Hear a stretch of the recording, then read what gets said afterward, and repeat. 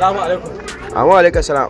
Aran ma ai da sai a ce mun ma in zo aran ma. Ai hanya ce ta jiyo da ni nan tsangayar Malam Sabiu. Okay, masha Allah. Dawo ta nan mana aran ma. Ai da sai a ce mun in zo. Ya wuce ai mu din ba wani abu bane ya wuce.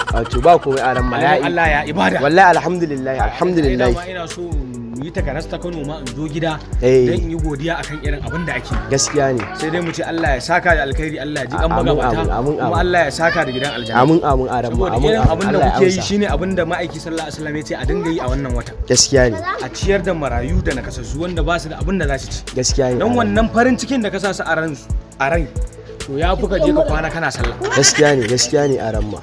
Ga ɗinki ga kaya ana ta rabawa marayu da talakawa. To wannan abin sai dai godiya. Gaskiya. Saboda ga ka dai ana ganin ka dai cikin ikon Allah da yaro karami to amma manyan ba sa yin abin da kake. To Allah ya yarda aran ma. Allah ya taimaka, Allah ya bada abin da ake yi. Allah ya ƙara dukiya albarka. Amin aran ma. Allah ya ƙara dukiya albarka. Amin aran ma. Allah ya ƙara dukiya albarka. Ga wannan aran ma. To ya wuce ai haka. Ba matsala. To Allah saka da alkhairi ya wuce. Madalla. Allah ya bada zuri'a ba. Amin aran ma. Amin. To masu kuɗin mu da muke da halin in ba mu taimaka ba su waye za su taimaka. Ai mu din da muke da halin dole mu ne za mu dinga tallafawa marasa ƙarfi da marayu. Unguwan nan ka duba ga akwai nakasassu yanzu can aba ya kamata masu kuɗin mu su dinga taimakawa talakawa waɗanda ba su da ƙarfi. Allah ya kyauta.